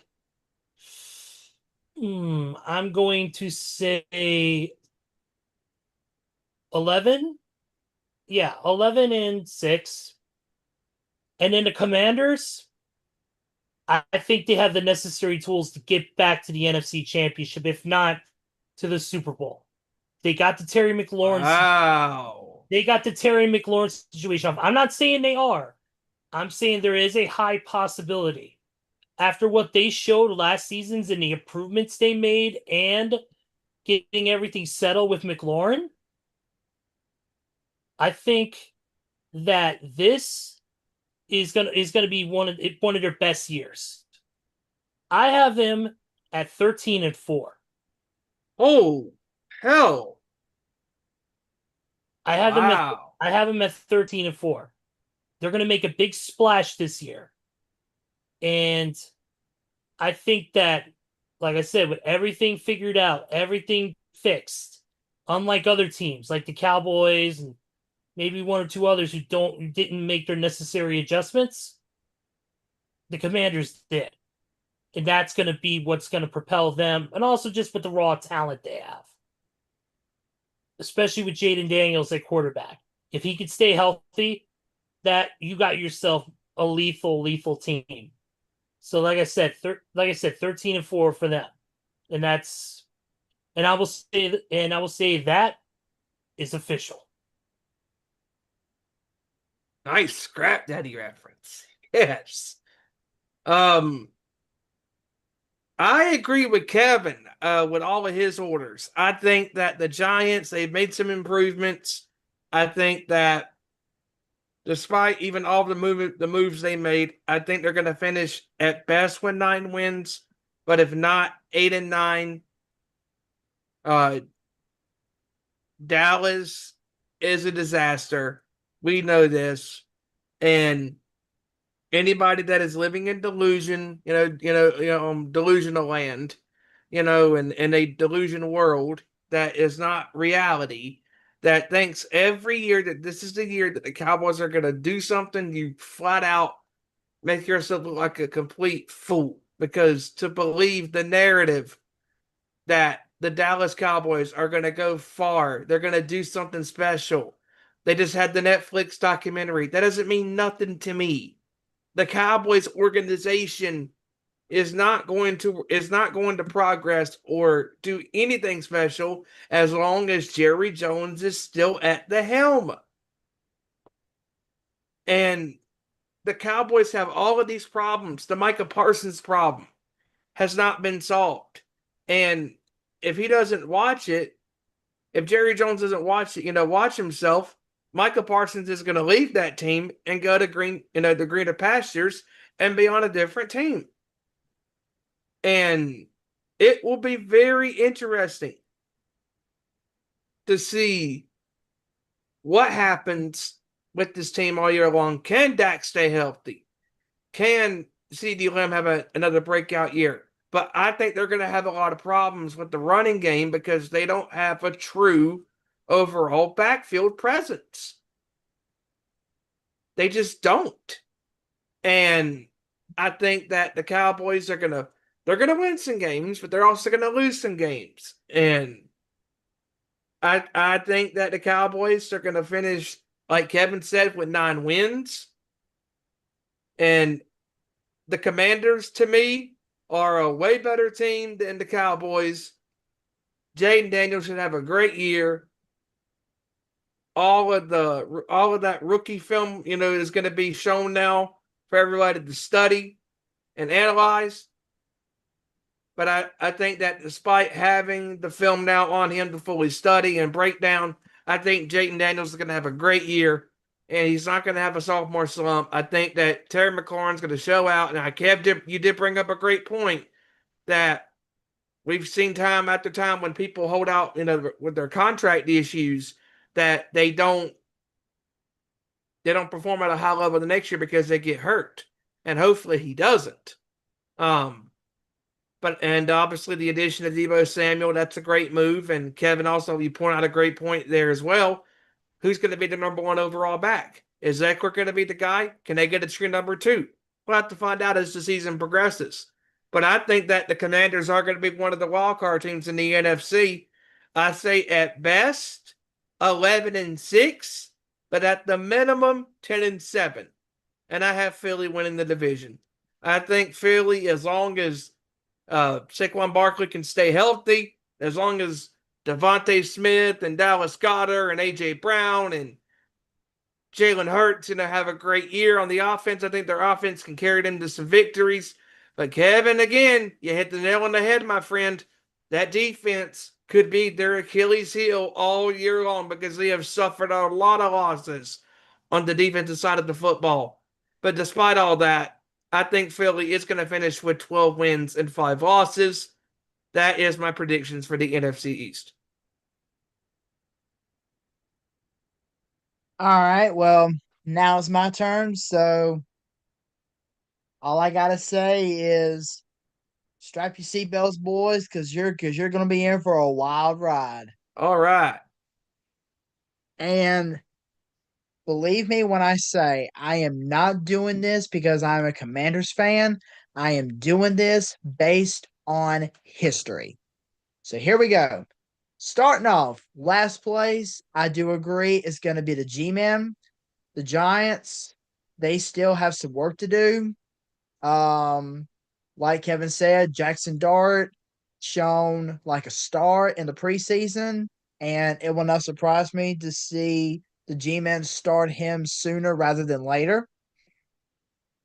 I do think that the Giants are a step up. So I can see them at best, I would say 7-10, at worst 6-11. I do agree that the Cowboys are third, even though they got this whole saga with Micah Parsons going on. Um, I don't see the Cowboys having a winning record because Dak Prescott is just too injury prone. CeeDee Lamb and George Pickens are going to be fighting against each other all season long, saying, "Oh well, you're throwing the ball too much to CD. When's my shot?" Or CD saying, "Oh, you're throwing the ball way too much to George Pickens. When's it going to be my turn? I'm the true number one in this. I'm the true number one receiver on this team." They're going to be bickering back and forth, back and forth, back and forth. It's going to be a weekly thing between them two. They may be teammates on the field, but they're going to compete against each other for targets. And like Kevin said, they addressed a couple of spots of free agency, but their two biggest problems are the running back and the defensive line. And I'll even add a third problem in there, and that is an offensive line. Because as long as Dak Prescott continues to run around getting exposed by opponents' D lines, have him running around like his head's cut off, I mean, it's only going to be a matter of time before Dak gets hurt again. It's only going to be a matter of time. So I could definitely see Dallas finishing only a game above the Giants. Whatever the Giants' record is, the Cowboys are going to be one game higher, whether they're going to be 8-9 or 7-10. Now, obviously, I'm going with the history, and I'm looking at this from many, many, many different angles. Angle number one, Super Bowl hangover. Angle number two, Madden NFL covers. And angle number three, Hurt. we have not had a repeat NFC East champion since the 2003-2004 season. Going back to angle number two, Madden covers. Christian McCaffrey. Yep. Christian McCaffrey was on the cover of Madden NFL 23 because of how was it 24? It was either 23 or 24. I can't remember right offhand right now. But he was on the Madden cover because of him putting up a fantastic season. What happened the following year? He missed the majority of the season because of an injury. Mm-hmm. Saquon Barkley finds himself on the cover of Madden NFL 26 after the fantastic year he put up this past year. And I guarantee you, like Kevin said, Christian McCaffrey and Saquon Barkley are spitting images of each other as far as running backs, just two different colors. I'm telling you, Saquon Barkley is going to take a step back. Ooh. People are realizing that Wow. Saquon Barkley can be stopped, and if he takes a step back, then that whole Philadelphia Eagles offense is going to take a step back. Like Kevin said, Jalen Hurts is not Joe Burrow. He cannot do it by himself. Yes, he does have AJ Brown and Devontae Smith and Dallas Goedert to throw to, but Jalen Hurts can only do so much. And yes, the Eagles still have the tush push, but I can see now that the move was so close to being banned, even though, of course, it technically is not, I can see teams out there practicing ways from going forward to try to stop that tush push because it can be stopped. It can be stopped because the Philadelphia Eagles, they did get stopped on a number of occasions when they did the tush push. Mm-hmm. So I can definitely see defenses practicing ways to stop the tush push, and I can see Philadelphia not being as successful on it this year. So, and again, like I said, Super Bowl hangover. Whenever a team suffers, or I would say suffer, but whenever a team celebrates the Super Bowl title, chances are the following season they either A, don't make a return trip, or B, don't even make a return to the playoffs at all. Mm-hmm. Now, I don't see that happening with Philly because they do have a good team. I will say that. But roll all this up together, and Philly is going to finish second place with a record of 11-6. Mark my words. The Eagles are going to take a step back on offense and defense because of all the defensive players that they lost in this offseason. Milton Williams going to the Patriots, Josh Sweat going to the Cardinals, and more and more and more players. Brandon Graham has finally called it, well, I would say finally, but he's called it a career. I mean, the Eagles lost so many defensive players on their roster that it's going to be hard to replicate that success again this year. And of course, like I said, I am not doing this because I am a Commanders fan. I am doing this based on facts. The Commanders are winning the NFC East this year because yes, we do have questions still. We do have questions in the secondary. I do think that Marshawn Lattimore has had a full offseason now to really embrace the playbook, and he's had a full offseason to nest that hamstring injury that bothered him whenever we got him from New Orleans last year. And he, along with our second round rookie Trey Amos, as well as our second round steal from last year, Mike Sambersteel, I do think the secondary is going to be a step up. I mean, we may still have our questions, but me personally, I think that our secondary is going to step up. Question number 2, like Kevin said, who's going to be our top running back? I mean, Brian Robinson Jr., as we mentioned earlier, got traded to the Niners for a 2026 sixth-round pick.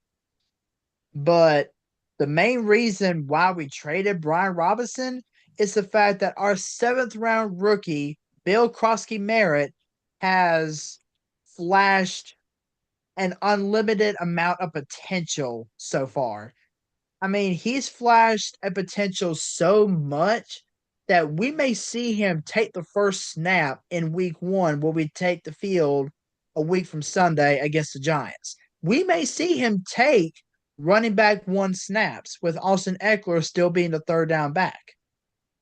And like we said, the fact that Terry McLaurin finally got his extension, taking some pressure off Debo, which will allow Cliff Kingsbury to rotate plays involving Terry McLaurin and Debo Samuel, and not to mention the best rookie season that we have ever seen out of a quarterback in Jaden Daniels. The fact that he was able to make such an impact in year 1 makes me fully believe that he is not going to do or have a sophomore slump in year 2 because This is the same Jaden Daniels that is the first one to arrive looking through game footage week in and week out, and he's the last one to leave. Jaden Daniels just has that leadership in him. And whenever we were doing a practice, I can't remember if it was with a joint practice or if it was just a commander's practice, but there were two commander's players that got into a little bit of a push and shove. Who was the one man that got in the middle? Jaden Daniels. And he looked them both in the eyes and said, "This is a team. We are not fighting each other. We need to go out and take that same fight that you guys have, and we need to leave it out there on the NFL field every single week." That is a That leader. right there is the definition of a true leader. And that is why I think the Commanders, with all of that, and the fact that we were able to improve somewhat in the offseason, I can see us making another deep run in the playoffs. I would say at least 12-5, maybe 13-4. But mark my words, the Commanders are winning the East this year. Wow. Mark my words. Split down the line. Ez and Joey with the Commanders and me and Kev with the Eagles. Very interesting. Yep. All right. NFC West. Kev, All right. you want to start this off, Kev? Yeah, I'm gonna spit it real quick because I got to get off here in a few minutes. But the NFC at West, honestly, it's a two-team battle for first. But I'm going in fourth place. Obviously, I'm going with the Cardinals. I mean, they're just there. I don't even know what they do good. I mean, they had a decent draft defensively, but they got There. Kyler Murray, and the guy's about as tall as a Sprite can. I mean, he's not. This is like do or die. Like, or what are you gonna do, dude? I mean, you've had all. I mean, yeah, outside of Trey McBride, you don't have any receivers. Marvin Harrison Jr. may be one of the biggest wide receiver busts in NFL history. I mean, he has did absolutely nothing last year, absolutely nothing. And going into this year in training camp, they said he has been getting locked down by Will Johnson, their second round pick this year, like absolutely, like strapped up. So yeah, I got the Cardinals. They're not a good team. And I think the Cardinals are going to win 6 games. I think they're going to finish the same as the Giants. They're just Seattle.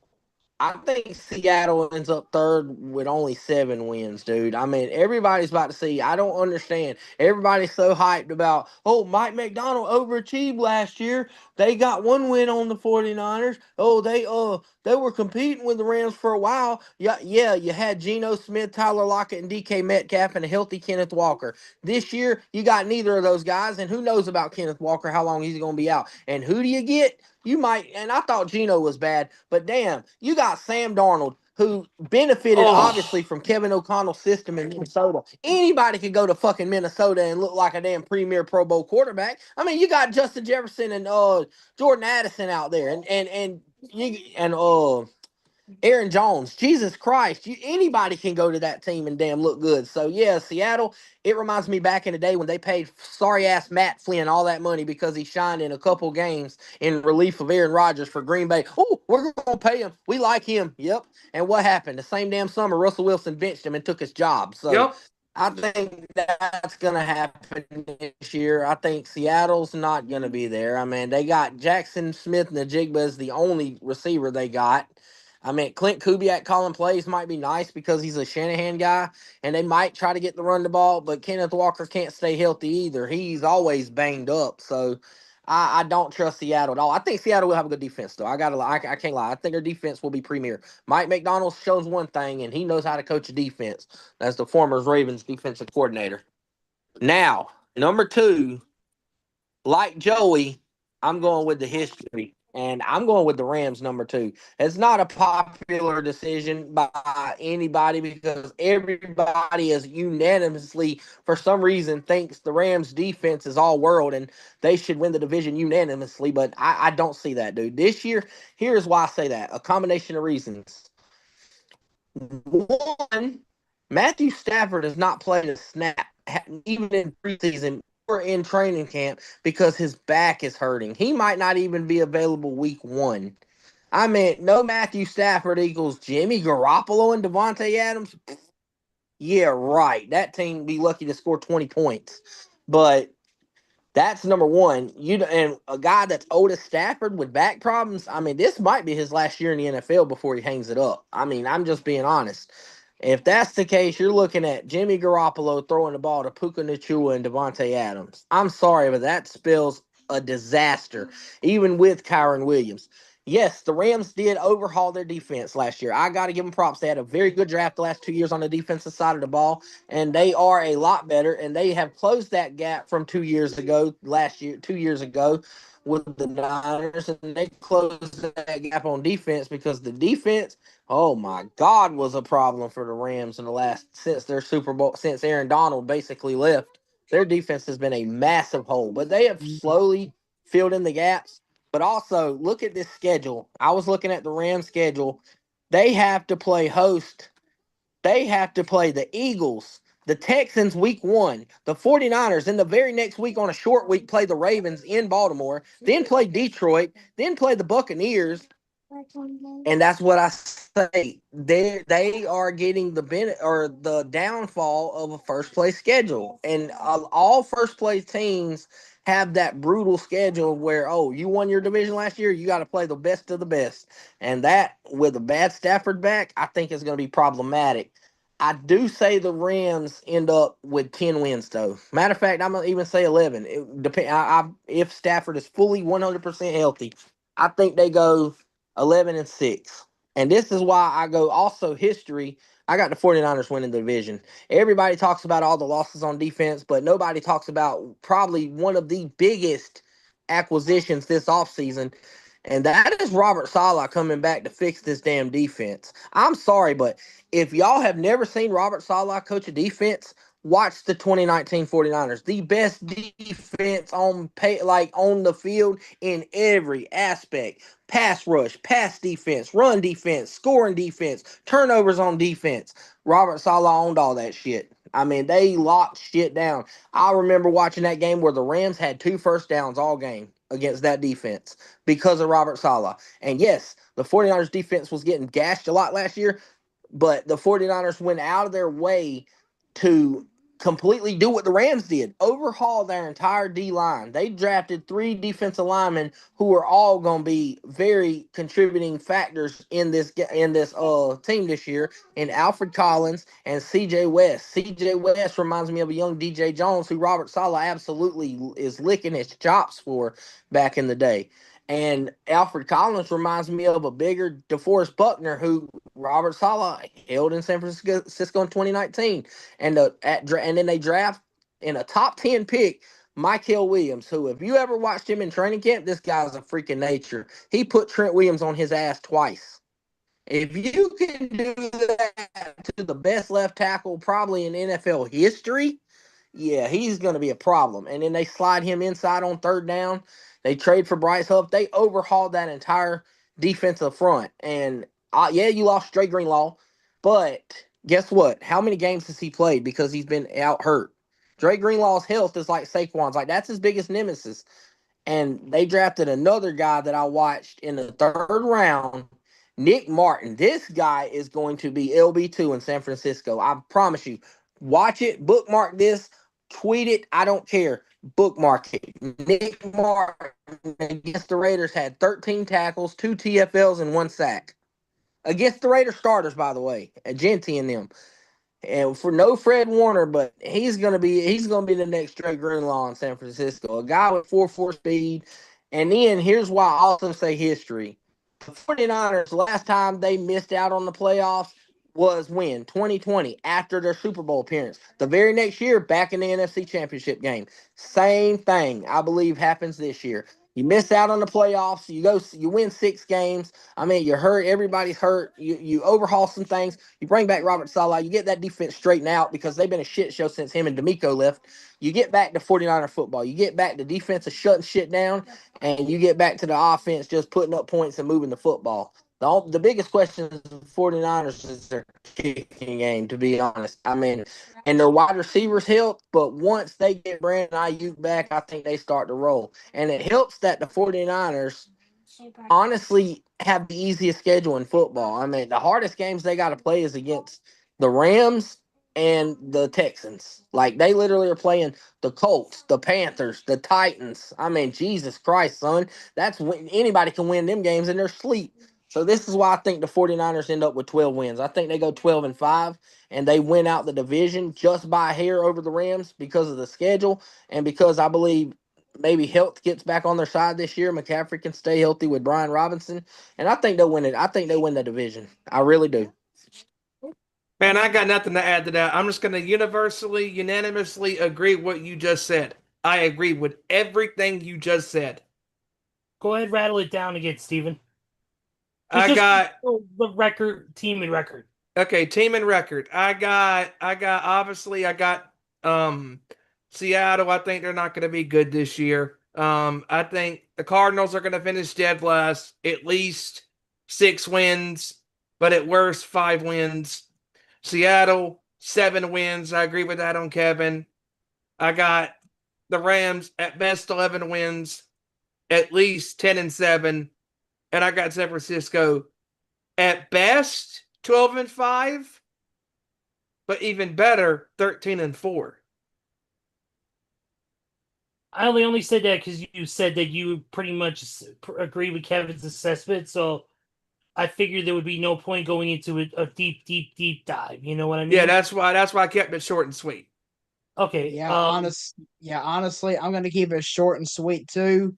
Arizona dead last. I would say 5-12, maybe 6-11 if they're lucky.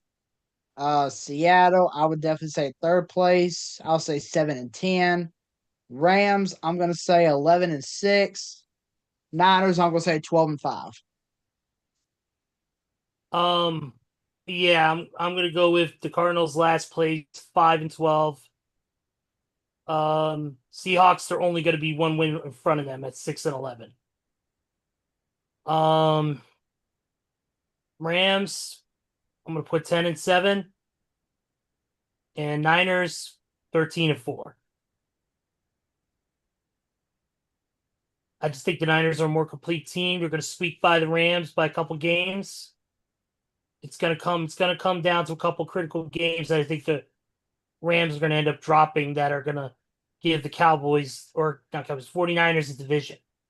So I think that's where it lies. But those are my picks too.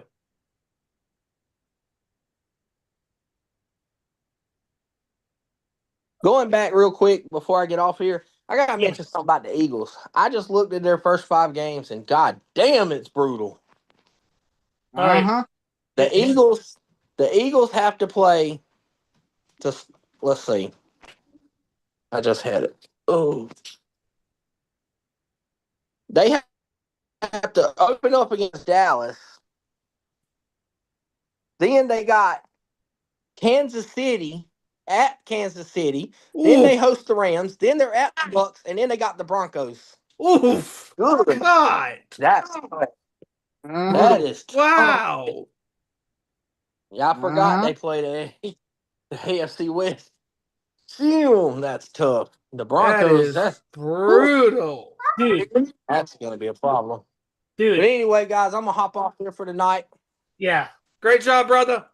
And I will see y'all next week, hopefully. All right, man. But I'm going to hop off here, guys. Everybody be safe. Yes, sir. All right, Kev. Peace out, brother. Wow. That is brutal for Philadelphia.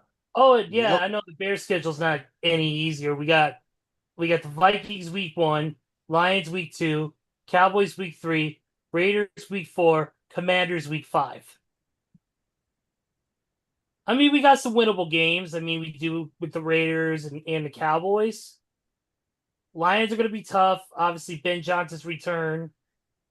I don't know if that's being played, though. Yeah, his return to Ford Field since becoming the Bears head coach. Yeah. So that's going to be interesting. And then we have and then Vikings and Bears, I believe our first game is actually our home game. Yep. Our season debut is also our home debut. So we'll have home turf on that. And see, and I'm looking at the Commanders' schedule, and we have a pretty decent first 5-game stretch. I mean, we start off with the Giants, then we go to Green Bay on Thursday Night Football. We come back home to face the Raiders, and then we go on the road to face Atlanta and the Chargers. So, Not bad.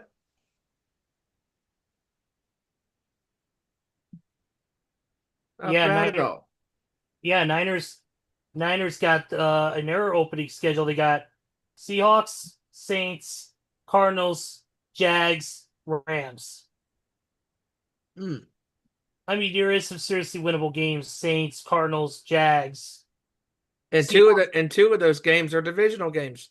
It's Seahawks even, but the Rams are going to be a tough one. Oh no! Wait, didn't you say that's all 3 divisional games right there. Yep. They win those already 3 games up on their division. Yeah, pretty much. Oh. All right. Let me think about it here. I believe I'm trying to think if there wasn't any big NHL news. I'm gonna go to ESPN.com and see what they got in the top of the lineup, see what they kind of Wilson Contreras, former Chicago Cub turned St. Louis Cardinal, got a 6-game suspension and a fine for a tirade at the umpire. Ooh. Yep, he was ejected the other night, and now he's being suspended. Basically, so right here, the Rangers, Nathan Eovaldi suffered a rotator cuff strain, and he will be likely done for the rest of this year. Right here you mentioned here's another player. Texas starting safety Jimmy Ward has been placed on a commissioner exempt list. He may not practice or attend games while on that list. And of course, that stems from his arrest on June 12th for an alleged family violence at his Magnolia home involving his fiance. So, and then he violated his previous release conditions by testing positive for alcohol. And they're saying that it was a possible domestic assault in front of a 3-year-old, which is that is not good. Which led to his placement on the exempt list. But those are the main top headlines that I have. Anybody else got anything you want to hit up real quick before we go? No, I think we're good. I do want to bring up real quick, shout outs to Bear Bronson and shout outs to Matt Tremont on one hell of a death match on Sunday afternoon in Jersey. That was incredible. Just those 2 men beat the ever-living piss out of one another. It was an incredible spectacle of violence.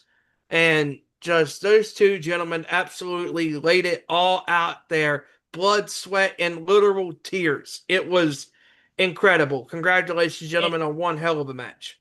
And we got to give credit to the entire GCW roster for one hell of a weekend. And we saw some returns. We saw some debuts. We saw the returns of one of the best guys in the deathmatch scene, AJ Gray, Black Death, the motherfucking truth. We saw the return of the king himself, Nick fucking Gage. For the first time in over a year, the king came back home to GCW to help Shotzi win, but he wasn't the only one. We also saw the returns of Jimmy Lloyd, who hadn't been seen in a few months, and old Manser. Mance Warner, who's of course been busy with TNA and his other commitments as well as taking some well-deserved time off with his wife Steph DeLander. But also we got to, of course, we also want to mention the debuts, the regular GCW debuts of one Scarlett Bordeaux and Killer Cross. What a moment! Who helped Shotzi win by driving Matt Cardona through a door, and so. It's going to be interesting to see where and Cross has said it's not a fucking work now, is it? And so, the GCW roster killed it. AEW roster killed it with Forbidden Door. Great matches, great things. Congratulations. MJF and Hangman Adam Page had a great match. Yes, and we definitely want to send our best wishes out to Will Ospreay and Swerve Strickland, who we know are taking time off. Will Ospreay is going to appear to have neck surgery. Will be out for possibly anywhere between 6 months to a year. Hopefully, he'll be able to come back. Also, Swerve Strickland has been battling a torn meniscus for 6 years, and has And he still kept wrestling. avoided getting surgery to take time off. Well, Swerves has no choice. The pain is too severe, and they wrote him off at Double or Nothing, at Forbidden Door. Also, it was Tanahashi's last appearance in the UK, so definitely thank you for the UK fans out there to the Ace. And some other great matches on the card. If you haven't seen it, you could obviously get it on ppv.com, other resources, Amazon Prime, whatever else. But great show. And also NXT Heatwave. Congratulations to Ash by Elegance, formerly Dana Brooke, on gaining the TNA Knockout Championship inside of her original home, and that is a WWE ring. So congratulations are in order to Ash by Elegance. Ash has worked her ass off to get to where she wants to be in wrestling. She's developed such a hell of a character and has dedicated her life and her charisma and her, career to wrestling, and has become so great at it now. And to go back to her old stomping grounds and do just that. Awesome job, girl. That was amazing. Yep, Awesome. absolutely. And of course, obviously, when you have a match with two talented women such as JC Jane and Masha Slamovich, you can't go wrong. Nope. So definitely want to point that out too. Also, probably the best match of the night, in my opinion, main event, Opa Femi, John Yes. What a battle it was. David versus Goliath, some great spots. Oba selling like a hellion for Javon, making him look like $1 million. And that table spot, good grief. That led into the fall from grace, which ended the match. That was a really phenomenal spot. So, definitely want to, of course, everybody at NXT over-delivered as they always do.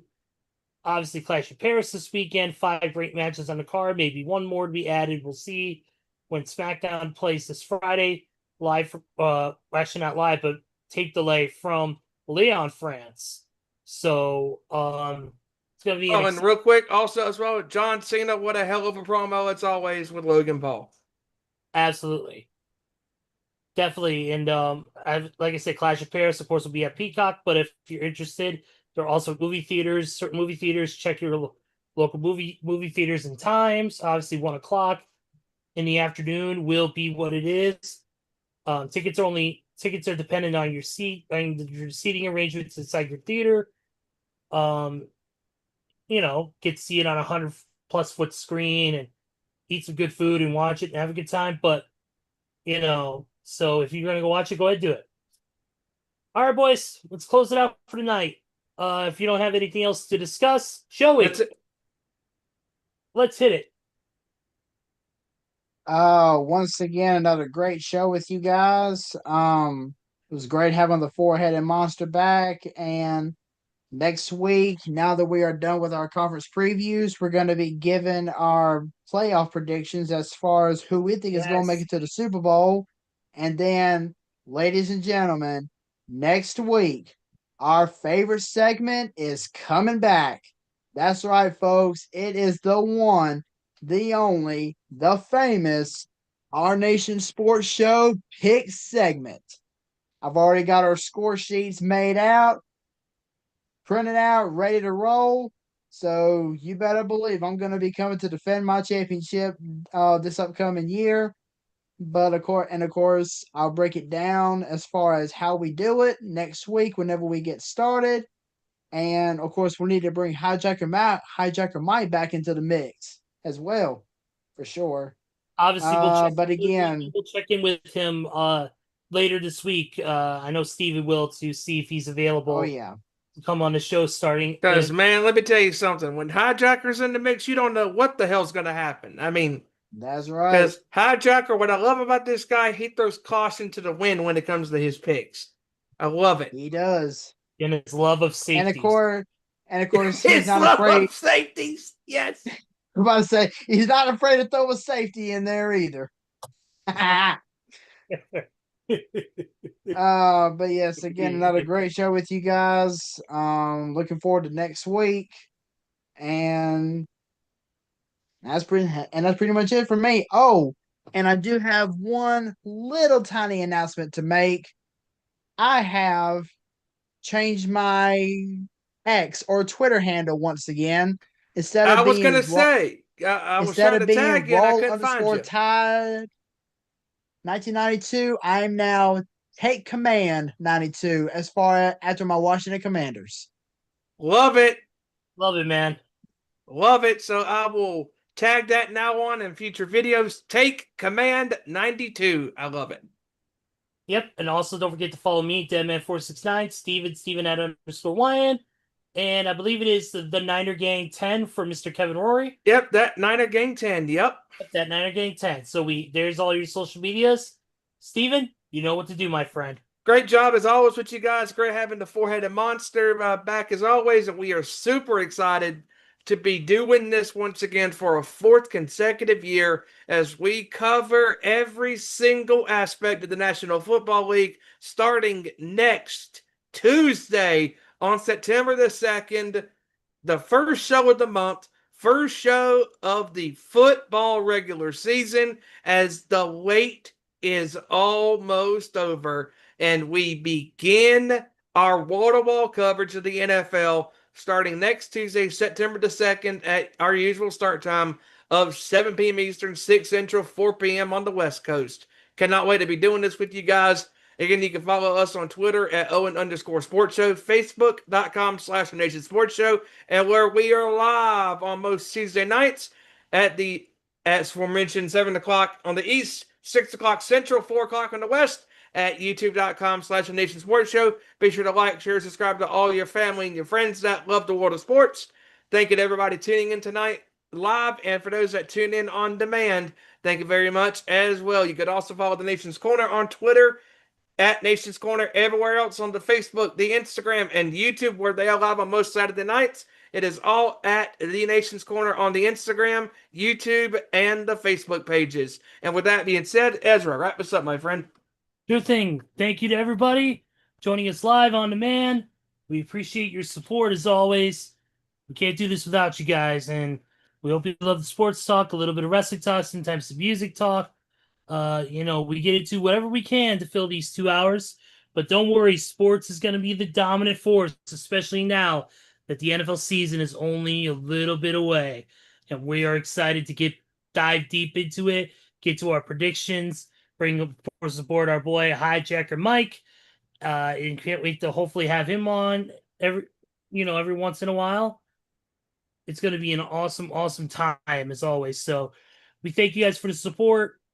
And that's it for tonight. So for Kevin Rory, for Joey Thornton, for Randy Gyron, and of course his cat Sprocket, and for everybody else in the Sports Nation, and my boy, of course, my heavy metal brother Stephen Wyand, I'm Ezra Vickery. We will see you right here next week for another great edition of our Nation Sports Show. Take care, everybody. Have a great night, and we will see you next Tuesday, same time. Same YouTube channel. Peace out, guys. Have a great day. Turn me up. Turn me up.